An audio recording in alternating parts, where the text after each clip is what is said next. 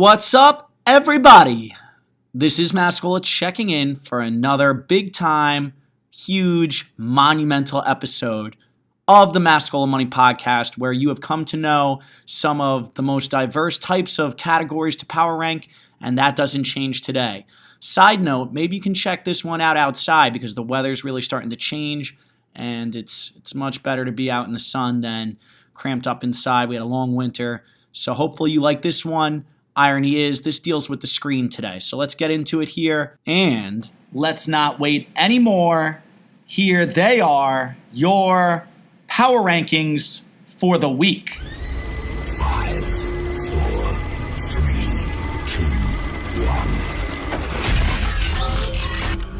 1. Ladies and gentlemen, please welcome The Mascola Money Podcast. Top 5 power rankings of the week. It's time! So I think we got a really good topic this week. We have the top 5 animated movies of the 2010s. Now, just a quick rule. To be eligible, this has to be a PG movie, and it has to have been 2010 or later up till now. All right, just an honorable mention real quick because I'd be remiss if I didn't even make mention of this movie or series, I should say. It's the Despicable Me series. There's been 3 Despicable Me's. They've all been very solid. The first one came out in 2010. There was a Minions movie that came out in 2015. Very popular movie. The Minions really changed the world. You see them as Halloween costumes. Solid series, just didn't break my top 5. So just honorable mention, shout out to Minions. But as we know, these lists aren't about the selections that didn't make it. It's about what is on the list. So let's do it. Number 5. To get things started today, number 5 is the Lego Movie from 2014. The Lego Movie is just a fun all-around movie. And I think what really made it great is you combine something that most kids have historically loved forever, Legos. Let's be honest, everybody's been building with these since the moment they could talk, to adding a series of high-level celebrity actors. You had Chris Pratt, Will Ferrell, Elizabeth Banks, Will Arnett, Nick Offerman, Alison Brie, Charlie Day, Liam Neeson, Morgan Freeman. Really different types of actors, too, playing the voice characters of these different Lego creations and their antics in the movie. The song Everything Is Awesome was an immediate hit, and it really helped build up the movie even further. So I wouldn't say this movie is so great for the plot as much as it's just overall a great concept. That's number 5. 4. Number 4, I would say, flies under the radar a little bit, but it's Wreck-It Ralph, the 2012 film about the arcade character Ralph, who is somebody almost like in the Rampage game. He's made to destroy buildings, and he wants to be somebody who, instead of is always, the villain, always the guy who's destroying things, even though the game is about him, he envisions being a hero. It's kind of a feel-good story, and it's relatable to a lot of us, where we have a role, and maybe even though we're good at that role, we want more, right? Maybe we're the person who makes the pass to the guy or girl who makes the game-winning shot.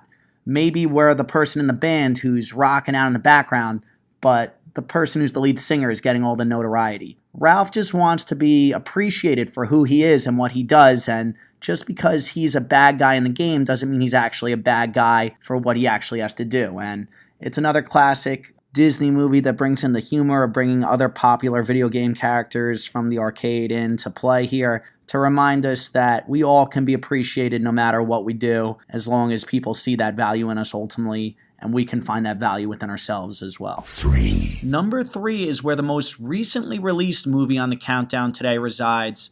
It's Inside Out.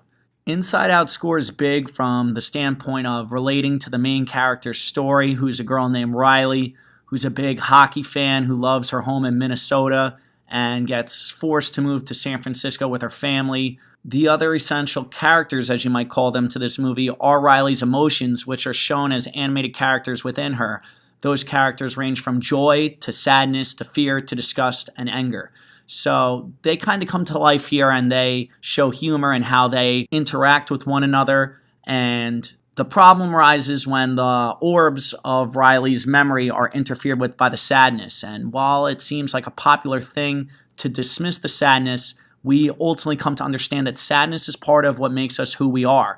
And without this empathy and this understanding and this ability to miss things and long for things that we used to enjoy or things that, helped shape us, we are not really truly ourselves. We need all of our emotions to be who we are. And it's kind of a feel-good story at the end where Riley realizes that and the family really comes back together. Just a heads up here, be ready to grab the tissue box if you are someone who gets emotional during movies, because this has some sad moments in addition to all the fun and laughter that you may have as well. So that's number 3 on the list. 2.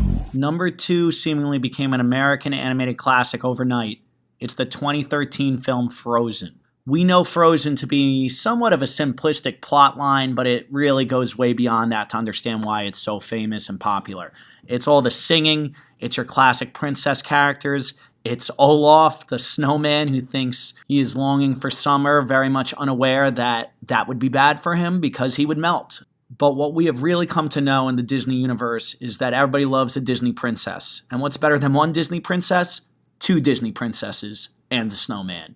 And singing super catchy songs. Let it go. Okay, we're not going to do that right now, but you get the idea. This movie just seems to have a power, as I would dare you to find a kid who you show this movie to once or twice and they don't love it immediately. Let's be honest, a lot of us love it so much that we keep longing for this sequel that is apparently coming out next year. So with that said, Frozen number 2, American classic at this point.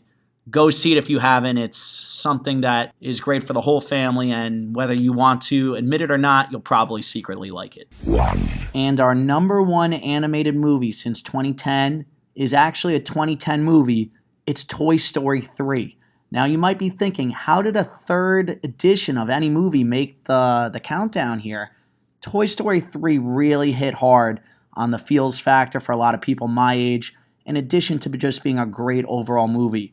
For those of you who didn't see the original movies, they were classics immediately. 95, 99, talking about Woody and Buzz and their adventures. Both of those were hits, and this one surely didn't disappoint, as it starts off with Andy, who we knew as the boy playing with his toys all the time and how much he loved them, going to college now. So that's a new dynamic. You get to see your old favorite characters, Woody and Buzz Lightyear, and all their fellow friends. And again, for us as people my age, this was a big thing to dress up as these characters, to have these toys. I was a huge Buzz Lightyear fan growing up. So with that said, just seeing these guys in action again was great, but the storyline was great, even still, of the idea that we never have to be too cool or too mature for the things that we always loved growing up. And we can look back on them fondly and pass them on to our future friends and our future siblings or kids we babysit or kids we eventually have. It's a nice little thing to pass through your family rather than try to pass off as something you never really cared about again because you think you're beyond that at this point. So cherish those childhood memories and all those things you come up with, as Andy ultimately chose to do towards the end of the movie, passing his toys on to his sister. The feels of nostalgia with this are super real for me, and I would think a lot of you, even if you are younger, have seen these movies because of the hearsay of people talking about how good they were. So number 1 on the countdown, Toy Story 3. There will be a Toy Story 4. We don't know exactly when it's coming about, but it will happen eventually.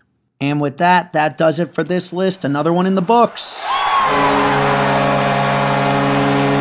As always, thank you for checking out my show. I really do appreciate it. Feel free to like, share, and subscribe. Comment if you have something to say about the list. And please do check out the other What's Up Wednesday podcasts on our YouTube channel, Suffern Middle School Podcasts. Thanks again, everybody. Have a great one.